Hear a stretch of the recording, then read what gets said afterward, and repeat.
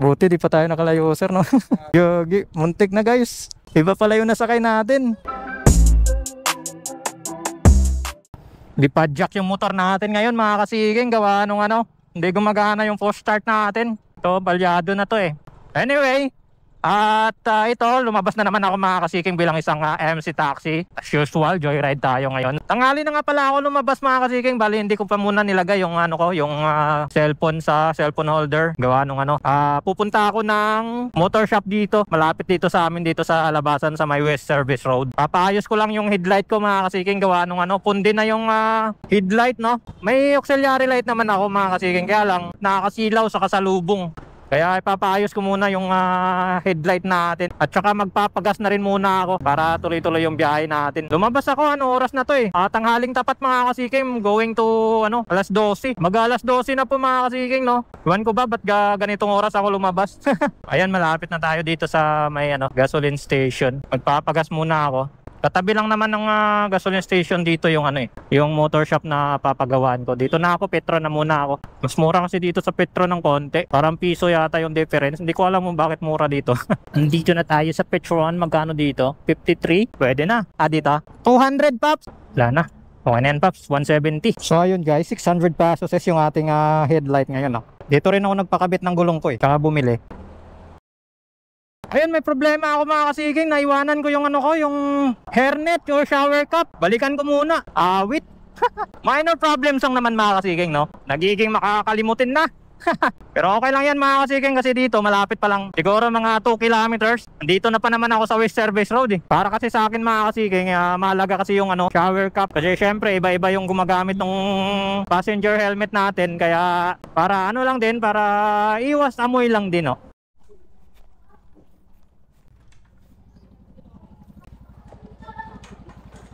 Okay na mga kasiging, nakuha na natin yung ano natin, shower cup na naiwanan. Okay guys, may nakuha ako dito nga first booking na rin. So buena mano na rin to. Papuntang ano lang to, Paranaque to Paranaque lang. Dito lang yata pick up sa may Dali. So time check tayo, 12:30 na ng hapon mga kasiging no. Buena mano natin to. Init. Hello po, Joyride. Dito na po sa Dali. Sige pa. Apa. Tama ba? Basa ko sa name mo, Joven. Apo, tama po. Okay na po. Tanway natin yung C5. Pwede tayo mag C5 sir. C5 na lang tayo no? Oo, sa doon niya ako pinapadaan. Sa Annex ako pinapadaan, wala namang daan dyan eh. May daan dyan kaso may bayad. Oo, 2 gate yata may bayad dyan eh. Dyan sa entrance, tapos yung paglabas mo doon. Lang ID, Chef? Oo. Diretso na, Chef. Balik ko na lang, Chef. Asiana 3 sir. 1.9 lang yung difference. 2.5 pala. U-turn na lang tayo dun sir. Okay guys, quick update. Change route nga pala kami ni sir. Siya na pala yung punta namin. Hindi dito sa Rojas. Nasa 2.5 lang naman yung difference. Bawal yata dito sir. Bawal dito sir. No loading, unloading. Doon na lang sir dito. Yan. Para sigurado. Okay na sir. Thank you sir. Okay guys, drop off done. Binigyan tayo ni sir ng 100 kasi na wrong pin siya. Na wrong pin si sir. Dito pala siya sa Asiana 1. Nasa 2.5 kilometers yung difference nun mga kasiging eh. Pero okay lang yan. Hindi na natin siningil ng extra. Tao lang magkakamali. Okay guys, may pick up tayo dito sa ano, may Pasay dito sa may MOA banda. Hi sir Paolo. Apo sir. Check natin sir kung kasya. Kasya ba? Ulan na dun oh. Umambon na naman. 67 lang sir. Sakto yung ulan. Maaraw pero last. Oo, umaaraw, umuulan. Thank you sir. Okay guys, nandito tayo ngayon sa Pasay pa rin no? May booking ako kanina, yon 67. Binigyan tayo ni sir, sakto. Sakto nga rin pagdating namin dito mga kasiging kasi umulan. Ayun oh. Umuaraw tapos umuulan. Katatapos lang tumilan ng ulan. Ito, back to grind na ulit tayo no. So andito pa rin ako sa Pasay. So time check tayo, 2:32 na ng hapon mga kasiging. Ito may another booking ako, short ride lang ulit to mga kasiging, 75 pesos. Medyo natenga tayo mga kasiging gawa ng umulan no. 500 meters yung ating pickup. Dito na po, Joyride. Ito ma'am, dito na po ako ma'am. Sa outpost. Okay guys, nandito tayo ngayon sa pickup location ng ating booking dito sa Pasay. Papuntang Makati lang to. Short ride lang to mga kasiging, 75 pesos. Yun, umiinit na naman. Meron pa ka naman. Deliver to. Easy. Okay na ma'am. 4.9, 16 minutes. Ito mga kasiging, katatapos lang umulan dito sa Pasay. Kaya basa pa yung mga kalsada. Kaya dahan-dahan lang tayo. Okay ito, ma'am. Thank you, ma'am. Bigyan tayo ni madam ng ano mga kasiging. 100 pesos. 75 lang yung fare niya, oh. Binigyan tayong 100. May tip tayong 25 pesos. Napaka-solid naman nun. Andito tayo ngayon sa Pasay, sa may Taft Avenue mga kasiging, no? May booking tayo mga kasiging. Ito ano lang yung pick up, 500 meters. Doon ako tinuturo sa dulo na daan. Nagtanong ako dito. Sabi may daan daw dito, kaya shortcut tayo dito. Meron naman pala. Sa may Hilpuyat lang yung pick up natin eh. Lobat na ang ating intercom. Yeah, go, Ben. Apa ma'am, tatawag pa sana ako ma'am eh. 75, may tip na 20. So short ride lang ulit yung booking natin mga kasiging. Bali 75 pesos tapos may tip si madam na 20. Doon dito tayo ngayon sa Hilpuyat, Buendia. Buti naman na tumigil na yung ulan at uminit na. Alright guys, nandito tayo ngayon sa Makati. So may pick up ako dito. Hindi ko na nakuha na ng video yung ating drop off kanina mga kasiging. Gawa ng biglang bumuhos yung ulan. Awit talaga. Buti na lang may payong akong dala. Right. Ma'am Shan? Apa. May sombrero kayo ma'am. Gusto nyo ilagay dito ma'am? Parang kasya yan. Try natin ma'am. Kasya yan ma'am. Kasyahin natin. Ay? Okay lang ma'am. Ay, teka lang. Yan. Wala namang masisira dito ma'am. Pwedeng maingit din. Kasi yung pinantawag niya yung Gcash ko, sir. Ma'am? Pinantawag niya yung Gcash niya. Apa. Okay na ma'am. Alright mga kasiging, sakay na natin si madam. Bali, papuntang Pasig nga pala to na-pick up natin dito sa Makati. 122 yata to mga kasiging yung fare niya. Saka Gcash. Sakto lang din kasi pang top up ko na lang din. Para hindi na tayo maglabas ng pera mamaya ng cash. Sana hindi na umulan ulit. Nagulat ako doon kanina sa ulan, biglang buhos eh. Buti na lang may payong akong dala kanina. Okay guys, andito ako ngayon sa along C5 dito sa may Arcovia City. May booking ako dito. Papuntang San Juan. Ayan siya guys, 107 pesos. Kaya lang, hindi makontak yung number niya mga kasiging. And then tinetext ko, hindi rin nagre-reply.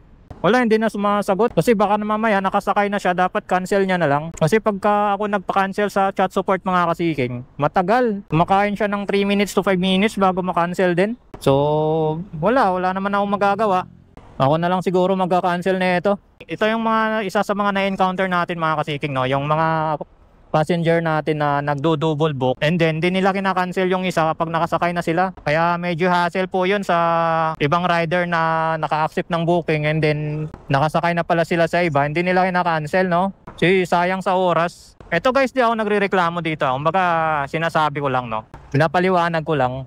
Kasi hindi nila iniisip din yung rider, no? Basta makabook lang sila, okay na yun. Makasakay na sila, okay na yun. Ang probs kasi, pag nag-double book, hindi nila kinakancel yung isang binook nila. So, no choice talaga mga kasiging. Grabe, almost 20 minutes ako dito mga kasiging. Ang tagal din mag-cancel ni Joyride. Nung booking natin.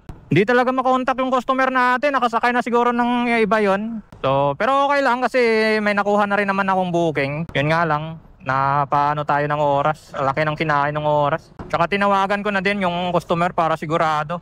Baka mamaya kasi cancel eh. So malamang sumakay na ng ng ibang MC taxi platform. Wala namang problema, basta sana pag nakasakay na sila, i-cancel na nila yung isa na nabook nila para hindi naman nasayang yung oras. Kaso hindi. Hinahayaan lang nila mga kasiging kaya nag-assume din yung tao na sasakay din sila. Kasi ako naman mga kasiging, willing naman ako maghintay basta magsabi lang din sana. 5 minutes lang din naman yung allotted na waiting time natin no. Pero syempre ako minsan nagbibigay ako hanggang 10 minutes para pakonsuelo na lang din ba. Kasi syempre hinihintay rin naman nila tayo. Anyway, papunta na nga pala ako dito sa pick up location ng aking sumunod na booking. Papuntang Taguig, lang to, 93 pesos. Pwede na to kaysa para mabawi lang natin yung yung waiting time natin na sayang. Papuntang Taguig, ma'am. 7.1 kilometers lang tong drop off natin mga kasiging, no. And then magta-travel tayo ng estimated time 23 minutes. Kanina sa Pasig, ma'am, traffic. Pasig ako galing, ma'am eh. Traffic siya. Pero para maluwag naman yung C5. Mag-jeep sana kayo, ma'am. 96 pesos. Thank you, ma'am. Okay guys, nandito tayo sa market. McKinley. So, andito natin nababa si Madam. Okay, may pumasok ulit. Alright guys, pinasukan tayo ng papuntang Paco, Manila. Hello sir! Sir, sa Joyride po. Sir, pahintay ako sir. Papunta na po ako. Tawag po ulit ako sir. Kinonfirm ko lang po. Okay po, salamat. Yung ano ba? Meron na ma'am. Bukod kasi ako eh. Kaya hindi ako makapag-book eh. Meron po ma'am. May book ako ma'am. Opo. Sa Pedro Hill po. Pwede na. Pedro Hill. 150. 750 meters. Lapit lang pick up natin guys. Papuntang Paco, Manila. May gusto yung lagay dito sir o hawakan nyo na? Asa ba? Kasi yan sir. Sige sir. Yan. Papuntang Paco. Okay na sir. Opo sir. Sa C5 ako galing. Traffic sir. Buti di pa tayo nakalayo sir no. Sige lang sir. Yogi. Muntik na guys. Iba pala yung nasakay natin. Hello sir. Sir, dito ako sa may 7-Eleven. Sir, okay na po. Dito na po si ma'am. Sir Howell. Namali ako ng sakay ma'am. Buti doon pa lang kami. Buti tinanong ko yung ni sir. Papuntang Mandaluyong si sir eh. Tapos yung booking ko papuntang Paco. Sige ma'am. Gitna nyo na lang ma'am bag nyo ma'am. Yan.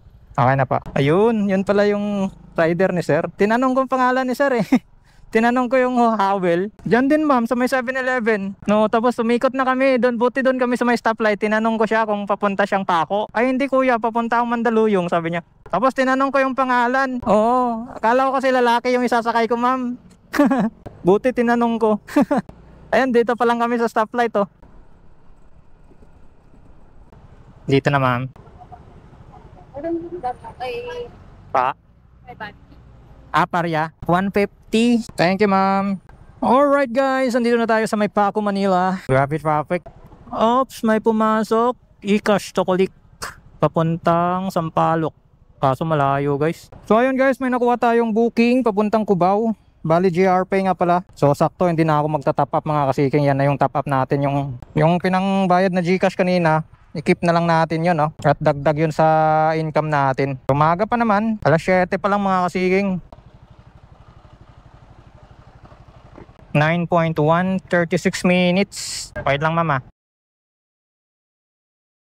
May piso kayo sir. Magkano lahat ka? 81 lang sir. May piso kayo. Thank you sir. Alright mga kasiging, andito tayo ngayon sa McKinley. Pero hindi ako tatambay dito. Maghanap tayo dito ng pwesto. Alright mga kasiging. Awi na nga pala ako mga kasiging no. Almost 2 hours din ako na nanguya ako doon sa may Science Hub banda sa may McKinley. So doon na ako nagpahinga kanina. Hindi na ako kumuha ng booking mga kasiging. Marami din sanang pumapasok. Kaya napagod tayo. Hindi ko na nakuhanan ng video yung huling booking ko mga kasiking no, na galing Cubao going to Taguig yun, worth 350 pesos galing Cubao no, terminal ng Cubao papuntang Liwayway, Taguig. And then after nun mga kasiking, may nakuha pa ako pa Liwayway papunta dyan sa may McKinley sa may Science Hub. And doon na din ako nagpahinga, ang tagal ko doon.